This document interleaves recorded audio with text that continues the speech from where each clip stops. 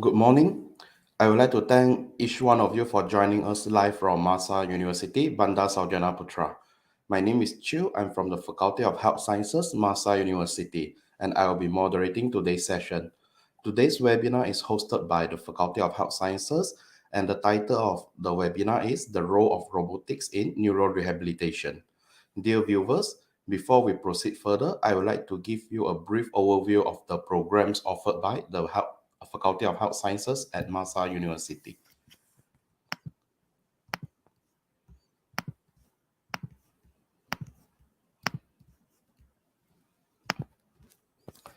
Okay, so at Faculty of Health Sciences, Masa University, we offers the program physiotherapy, medical imaging, environmental health, as well as occupational safety and health.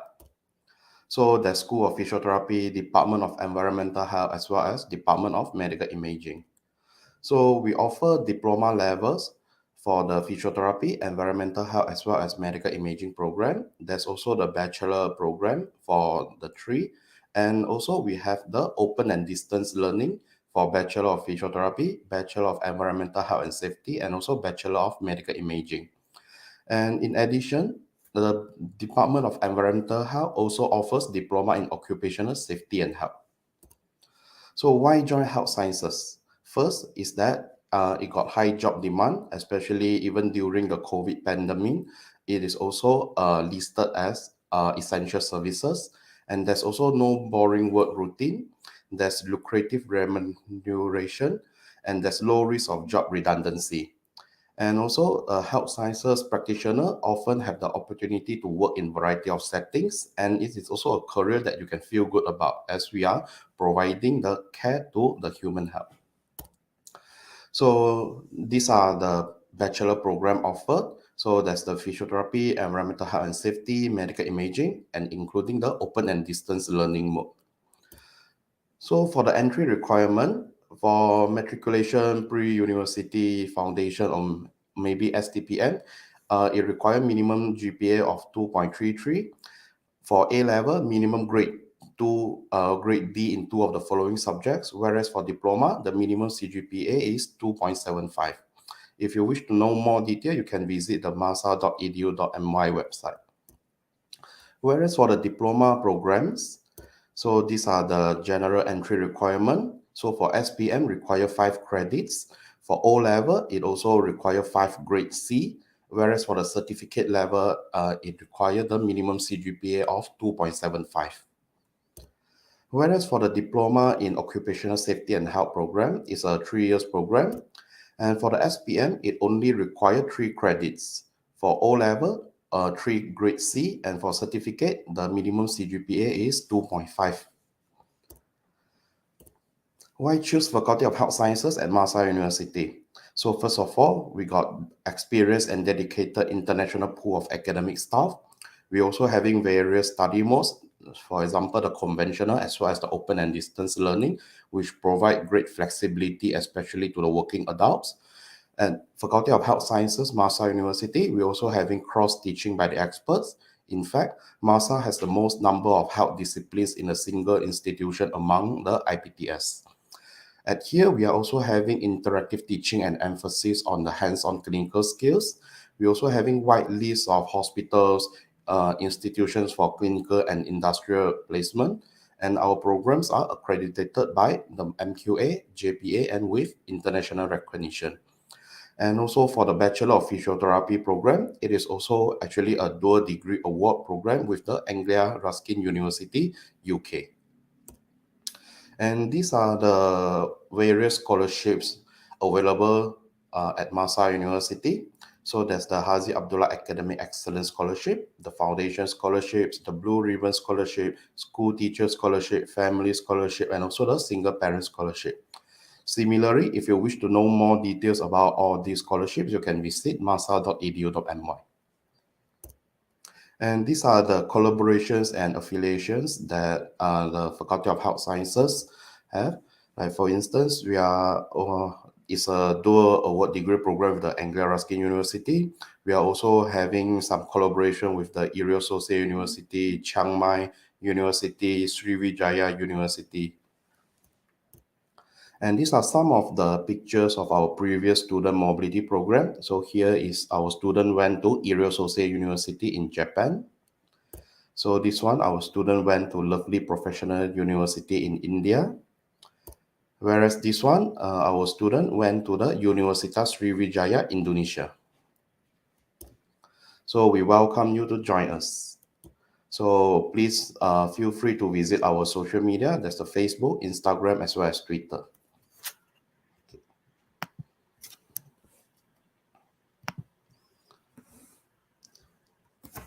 Okay, please feel free to contact us through MAHSA website or our faculty social media to know more about our programs, or just simply leave a comment and we will get back to you.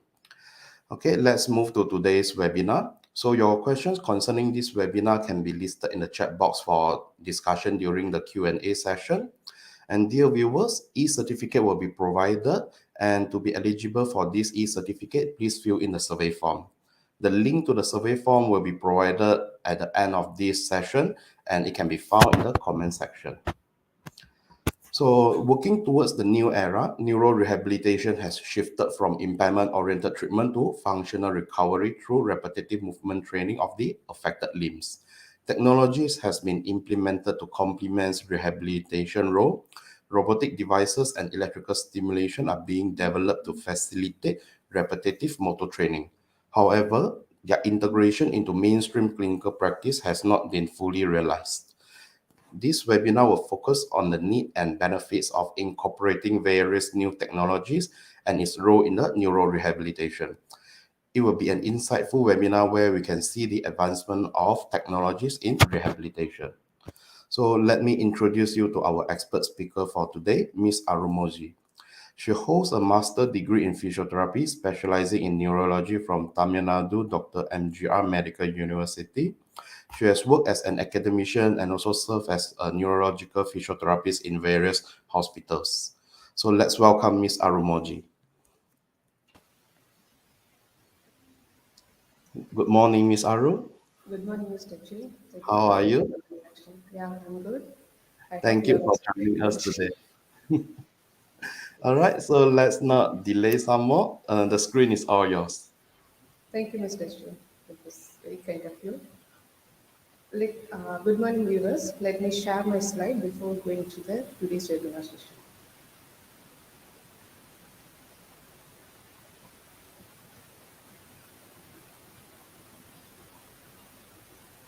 First of all, I would like to thank you all viewers for joining today's webinar session. Today, we are going to discuss about the role of neurorobotics in the neurorehabilitation. So let us before starting this discussion, we need to know what are the basics and what is neuro rehab, then which kind of patients the neurophysiotherapist will see in this specialty. Without further delay, let me introduce what is neuro rehabilitation.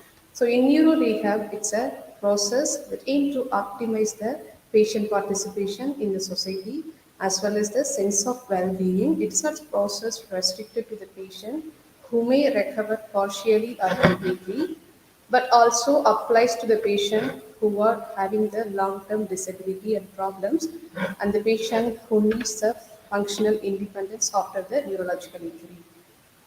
Apart from this, it's going to treat the patient who having the deficiency in the activity, limitation and restriction in participation of the social activity, even the personal activities. So it's going to constitute a holistic approaches based on the neurological principle. So neurophysiotherapy majorly concentrating on these three key areas. The first one is going to reduce the patient disability. The second one is going to acquire the new skills or new strategy. Through this, it's going to improve the patient's functional independence. So the third element is going to concentrate. It can alter the environment. It can be a physical environment or social environment to reduce the patient disability as well as minimize the consequence of handicapness. That's the major role of the even every neurophysiotherapist.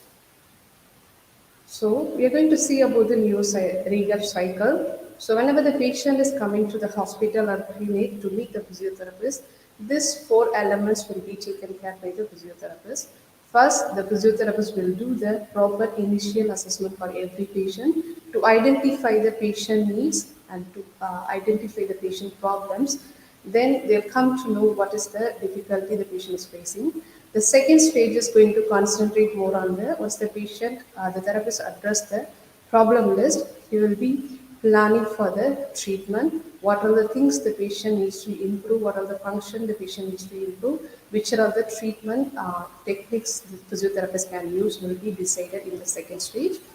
And then third stage, intervention stage, in this the physiotherapist is going to implement the programs, the plan of care, whatever planned in the second stage. So the final stage will be the evaluation stage. Here the physiotherapist will be doing the evaluation after every treatment session whenever the patient come into the clinic or hospital. So it can be done on regular basis after every session. So of the next day the patient is coming to the therapist, again the cycle will be repeated. So which are all the patients the neurophysiotherapist is going to target? Is this is based on the recent survey which was conducted in United Kingdom. They were concluded that in every country, 70% of the patients are in the need of neurological physiotherapists. These people, patients will fall under this all these categories. They may be a stroke patients, multiple sclerosis patient, traumatic brain injury patients, degenerative neurological disorder patients like Parkinson's disease, Alzheimer's disease, and Huntington chorea, Friedreich's ataxia, and sometimes in kids they will be coming with the spinal muscular atrophy. Then the patient may require the neurophysiotherapist, spinal cord injury patients. It can be a quadriplegia or paraplegia, and patients with cerebral palsy and learning disability. Sometimes with autism spectrum disorder, kids also need the neurophysiotherapy support. Okay, let me introduce how the robotic is evolving in the neurorehabilitation. Initially, the first robot was used in the neurorehabilitations around 1980s. Then this potential benefits climbed around 1990s after a decade. Then the robotic exoskeleton started to spread all over the world around the late 20th century. Then this device is not going to target the patient functional activity. It's going to train the patient's upper limb and lower limb function, even the individual function, and also going to combine the functional activity for the task-oriented training, and also going to develop the proprioception. It's nothing but it's going to improve the joint position sense of the patient. Then cognitive function, attention will be improved by the robotic devices. Apart from this, these robots are going to emphasize on the high repetition, interactive and personalized therapy. This is not going to replace the physiotherapist from the clinical field, it's going to widen the treatment option. So this is how the robots were introduced into the neurorehabilitation. So in this slide, you can see how the history evolved in the robotic field. The first board of robot is originated around 1921 from the fiction play. Then Robot Institute of America has given this definition. Initially, it was programmed for the movement purpose for the parts, materials to move the parts and materials on specialized devices. Then slowly it is emerged to the medical field. See, neurorobotics majorly we're considering the combination of neuroscience, robotics, and artificial intelligence. So, artificial intelligence is nothing but it's a simulation of human intelligence by the machines, especially by the computer system. So, it's another one evolving field in the robotic rehabilitation. So before going to the neurorobotics, we need to understand the neurophysiological principles behind this training. For that, we need to understand the motor control theories and motor learning theories as well as the neuroplasticity. First, let me introduce this motor control and motor learning theories to you all. Motor control theory is nothing but if we want to perform some task, we need to depend all these three elements. For example, if I want to grab my bottle from this table, I need to I need my muscle control, that's my individual level. I need the joint proprioception sense properly. My joint needs to function properly. The strength and the endurance of my hand should be function properly. And the second element will be the task. For that, we need a very good strength to grab this bottle that will be manipulated by the task. Then the third element will be the environment. It can be a so environment are also going to play important role to produce a functional movement. When these three elements are smooth enough to produce the movement, so the individual can perform any activity, any functional activity. So what happened in the neurological patients? So this coordination will be lost. The patient individual level, the cognition, perception, and biomechanics will be disturbed after the neurological injury. So the patient not able to perform the smooth movements. So the role of neurophysiotherapist is to integrate all these three elements to produce a purposeful functional movements. This is how the motor control theory is working. Motor relearning is nothing but is you are going to learn the task or learn the new skill through the practice or experiences, whatever happening in the regular day-to-day practice. It's based on your three different theories: cognitive theory, associative theory, and automatic theory. Now let us understand about the neuroplasticity. It's a new concept. Neuroplasticity is nothing but your brain neurons is going to form the new connections, or sometimes this is a mechanism your brain neurons encodes the or make stronger the adjacent connections of the brain neurons. So what happened through this? So the patient after neurological injury, they may be having the damaged neurons. So sometimes the adjacent neuron will take over this damaged neural activity. Sometimes new neurons will be formed inside the central nervous system. But compared to the peripheral nervous system, the central nervous system neuroplasticity very slower. It's not up to the mark. So to improve this neuroplasticity, we need to follow different principles. They are classified into 10 principles in neuroplasticity, but here we are going to concentrate the major elements of 5 principles. First one is the repetition, meaningfulness of the activity, intensity, complexity, and specificity. For example, repetition, if you want to perform or train the patient a particular activity, so we need to repeat the same functional activity. We need to encourage the patient to perform the same activity until the patient achieves the smoothness in this functional activity. So repetition is the matter in neuroplasticity. The second principle is concentrating on the meaningfulness of your activity. So whenever you are going to engage the patient in the rehabilitation training, it should be the purposeful movement, and also the patient needs to understand the movements completely. So it's going to fulfill the patient requirements. It's going to help the patient to go back to their home, perform their ADL, activities of daily living. So whenever we are planning the treatment, we have to create this meaningful task-related training for our patients. Then intensity. Intensity is going to concentrate more on the how many repetitions the patient can perform in a day and how long the duration of the session is going to take place, then frequency of the session. So according to the recent studies, they are suggesting that whenever the individual before the neurological injury, for example, I can use my hand in the whole day around 2000 repetition for various functional activities. What happened after neurological injury? The patient will be restricted to the impairment. They are not encouraged to participate in the activities. So that repetition will be question mark here. So based on if you're encouraging the patient to do this much repetition in a day, at least 200 to 300 repetition, you have to ask your patient to perform to achieve the functional recovery in a short period of time.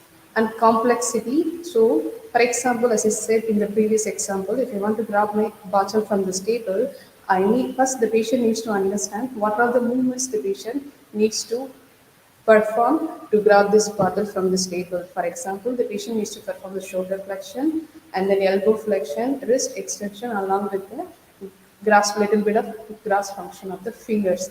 So this individual movements will be understood by the patients. Then slowly the therapist will be encouraging the patients based on the specificity principle, they will be training the patient on the first shoulder movements, then they will strengthen the elbow movement, finally they will be manipulating with the wrist extension and finger uh, grasping function.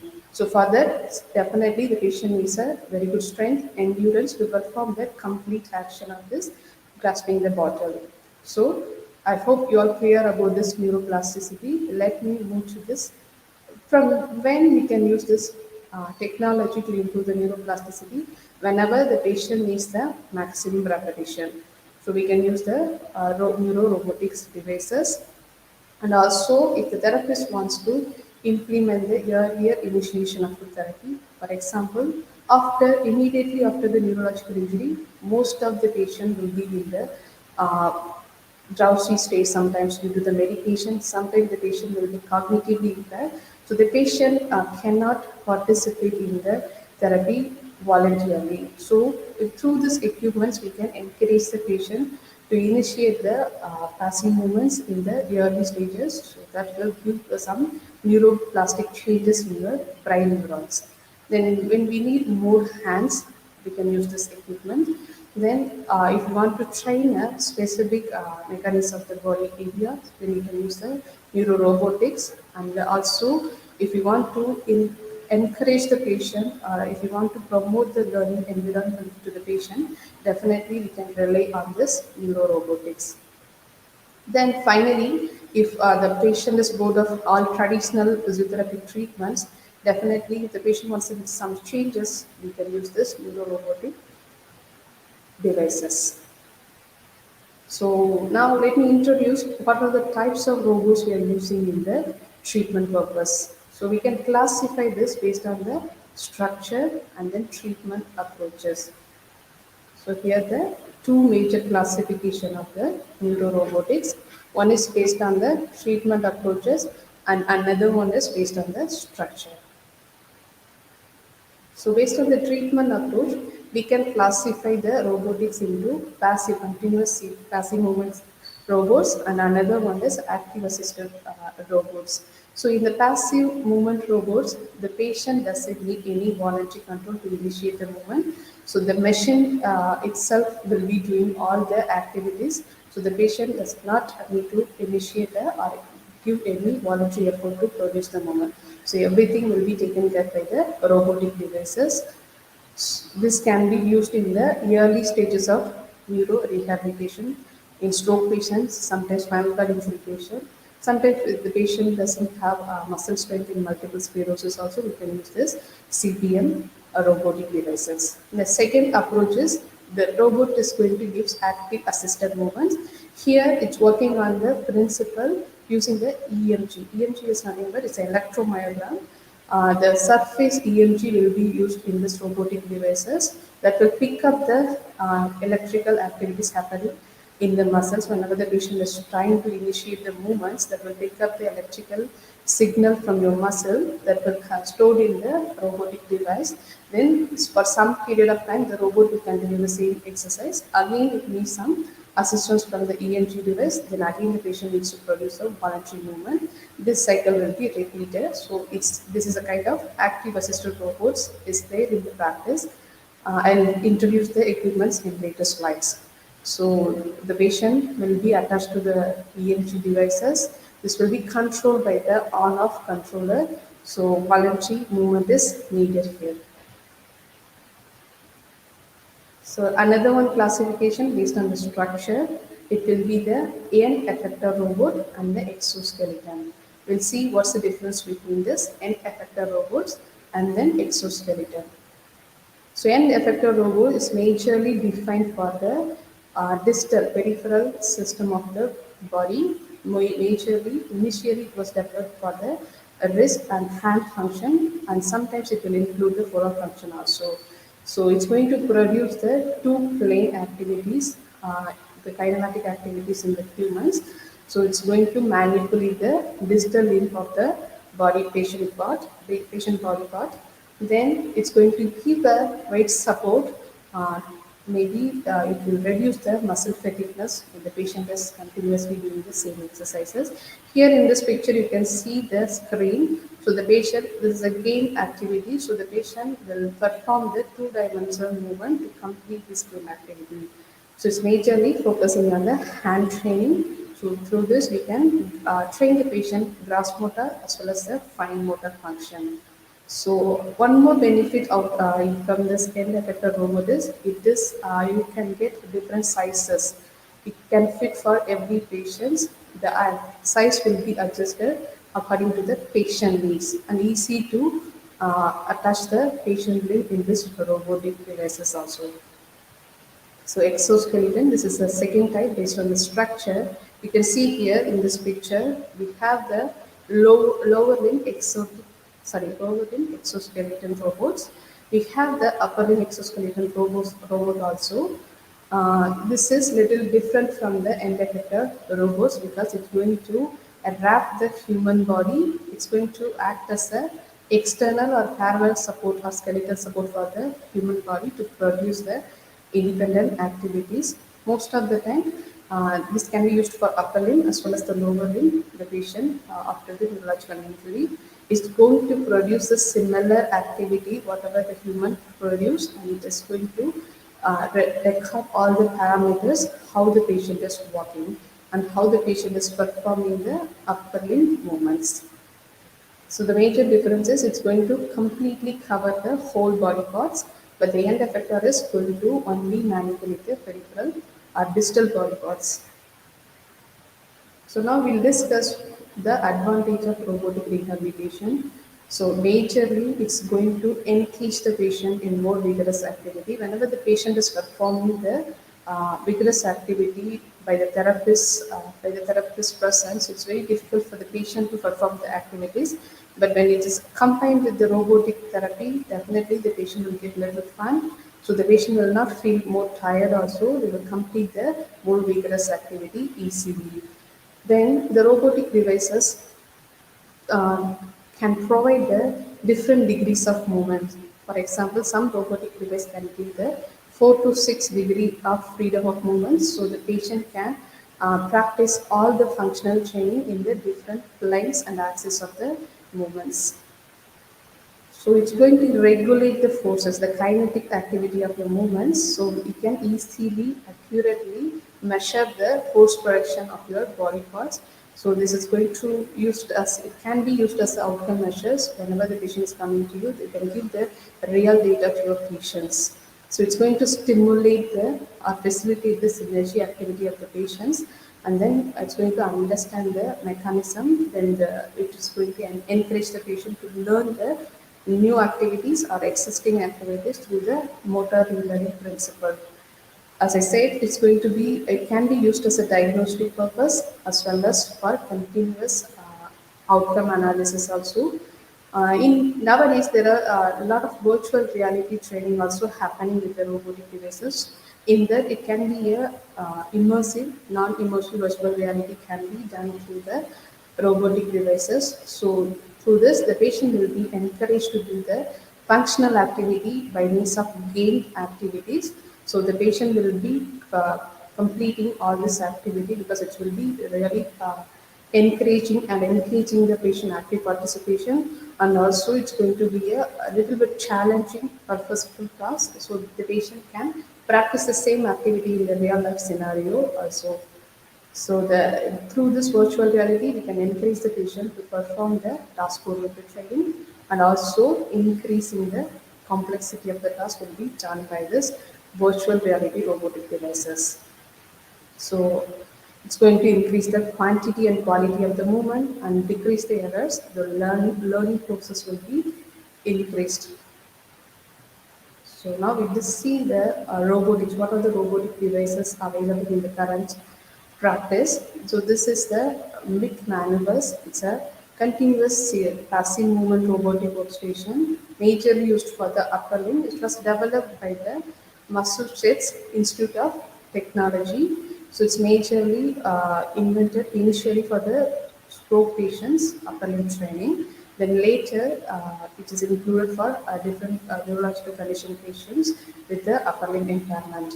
So here you can see the patient is performing hand movements with the PC game, and also it's going to train the specific movements. If you want to train only the gross motor activities, you can use the device. Maybe if you want to train the patient for fine motor activities of your hand, you can use this device. Depends upon the therapist assessment and plan of treatment. We can manipulate this device, and the patient will get a lot of functional recovery of the upper limb. So mirror image movement enabler. This is another one type of another one type of exoskeleton, majorly concentrating on the. This is the world's first bilateral training robotic device. So the patient affected and unaffected limb will be attached with this device. So the mirror image symmetry will be displayed with the digitalizer. The patient will follow the symmetry and perform the activity of the affected limb. So through this, the patient damaged as well as undamaged neurons will get activated through the corpus callosum. So the patient will get some changes in the central nervous system function. So here we can see the L-exos. This is another one exoskeleton. It's an active robotic exoskeleton, can be used for the upper limb training again. You can see this will cover from the shoulder to the wrist. So this will be producing maximum velocity around 10 repetition per maximum minute, when torque will be produced is 120. So in this device, the patient will be having a lot of freedom, different degrees of freedom. Maybe you can see the patient can perform the shoulder flexion and extension, internal rotation and external rotation. Even sometimes the patient can produce abduction and adduction as well. So this can be included along with the virtual reality mediated exercises. So the patient will get feedback, visual feedback through the cleaning activities. So this is majorly developed for the upper limb robotic rehabilitation. So Omnio Power, this is another one upper limb robotic device. So you can see here how the patient limb is moving in a different plane, and different degrees of freedom of movements is happening. Here you can see the patient is targeting on the video game activities. It is also combined with the virtual reality. So from the patient will train from the basic level to the tough level activity. So again, this will motivate the patient to participate in the active participation will be there in this patient, and also it's going to record all the data, because it has a sensor in it, and also it's an intelligent algorithm was incorporated in this robotic device. So at the end of the training, therapist will come to know how much support was given by the robot, how much support the patient was given. So everything we can calculate from this RMU power exoskeleton. Now this is a gauge rehabilitation system. You can see here this is a locomet. This is a little bit changed version for the pediatric population. You can use this locomet as well, the locomet pro. Here the patient will be attached with the exoskeleton, lower limb exoskeleton. Then the patient, you can see here this is a unguided, sorry, Sandweighted treadmill will be attached with this whole unit. So the therapist can manipulate from here. So the patient also will see the visual feedback from the screen. So every time the patient is walking, the avatar will be here in the screen that will mimic what is the patient mimic the patient activity. What are the changes the patient needs to do? Everything will be displayed in the screen by the avatar. So it's again going to improve the patient active participation, and also there are a lot of studies supporting that after the locomotor training, the patient gait, speed, and then kinematics, everything will be improved through this locomotion training. So similar to this locomet, we had now the Toyota was launched the Belva. So little bit effective. The cost effectiveness is higher in this machine, but still it is little bit expensive. You can see here also they are using the treadmill and then unweighting body weight support system. Then here you can see the central touch panel. So the patient completely see this visual feedback from this central touch panel. Then the therapist can manipulate everything from here. So here also this can be used for the diagnostic purpose as well as for the treatment purpose. And one more specialty in this well work is the patient. This is easy to fix. Maybe you can use for the individual limb also. So that's a specialty about the well work. This is again an exoskeleton similar like locomotive, but the work station will be less needed for this equipment is very less compared to the locomotive. So Luna EMG is another one, neurorobotic devices. It is also available nowadays in many countries. So Luna EMG, you can see, so they are going to use the reactive electromyogram to target the sensory motor cortex of the brain. So you can see here, the screen will be attached here. So the extension here, the patient is attached with the lower limb extension like this. With this equipment, we have upper limb extension, hand functional training extension is there.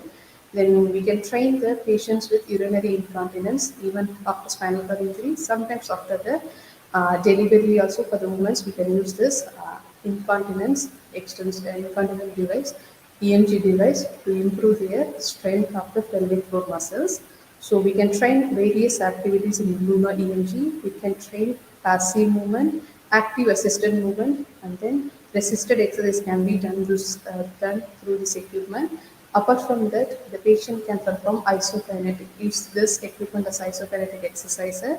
So there are a lot of benefits we will get from this equipment. So once the patient is attached with the extension, this EMG electrode also will be placed on the muscles, which muscle you are going to assess.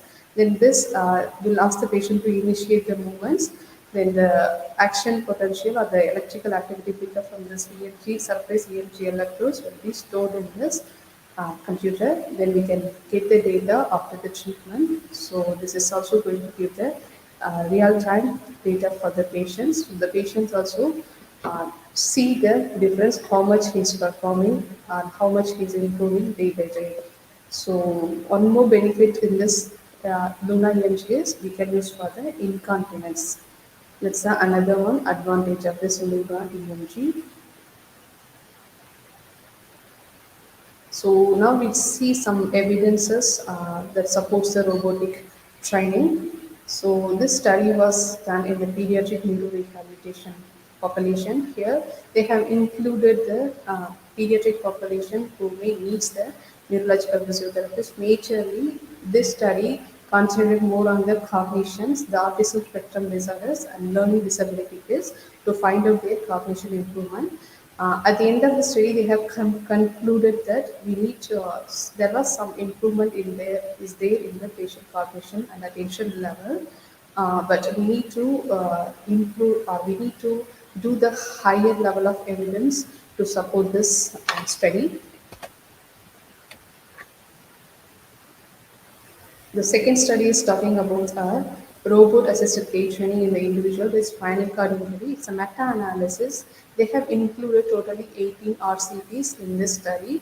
Around 300 subjects were included in this study.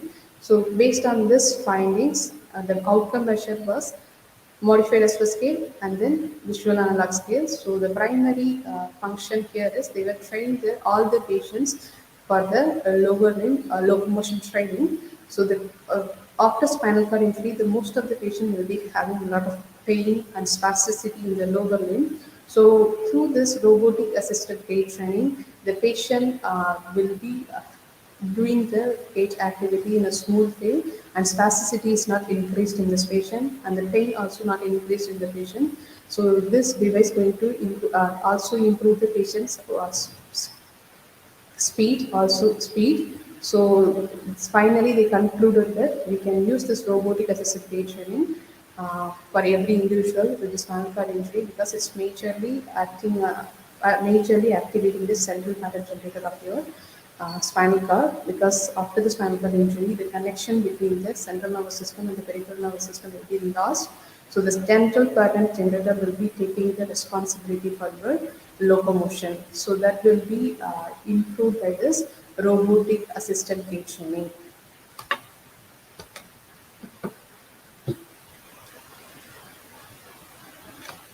So one more study is here. This is a systematic review on meta-analysis. In this study, they have compared the effect of robotic assisted arm training and therapist-mediated training after the stroke. They were included around 35 studies here. So around 2,200 population were included in this meta-analysis and systemic review. The major outcome measure is here is Flugel Meyer Upper Extremity Assessment Scale. So they have collected all the data from this different databases like Medline, Embase, and then Pedro. They included all this websites to find the studies for the systematic analysis.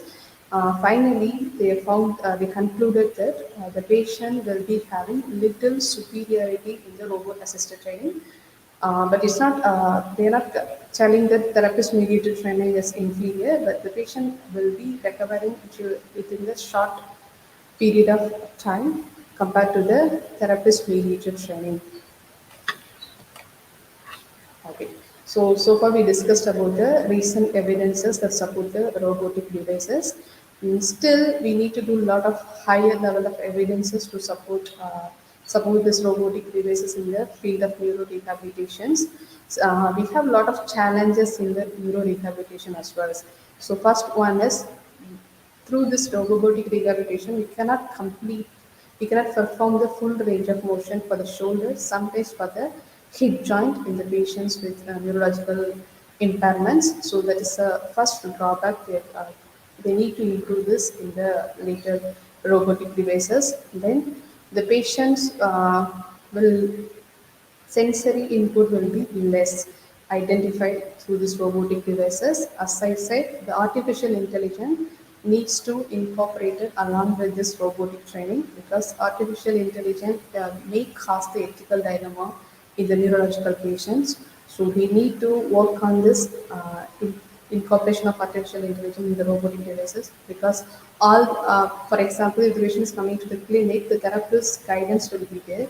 So once the patient go back, the patient will not have the equipment, guidance will not be there. So once they incorporated this artificial intelligence, this can be used in the home-based environment also. So then apart from this, the patients, we need to every robotic devices were included in the virtual reality training, but we need to include this real objects to train the same functional activities and same task specific training that need to be increased in the robotic field. As I said, so we need to encourage the patient home-based activity by using this robotic devices. So that confidence level needs to be improved by incorporating this artificial intelligence. The cost and nowadays it's very expensive because every patient cannot afford for the new robotic training. So the cost benefit also we need to concentrate in the future robotic devices. So we need to include a lot of assistive devices which can be used in the regular day-to-day life activities. These are all the future challenges uh, still exist in the field of robotics. These are all my reference.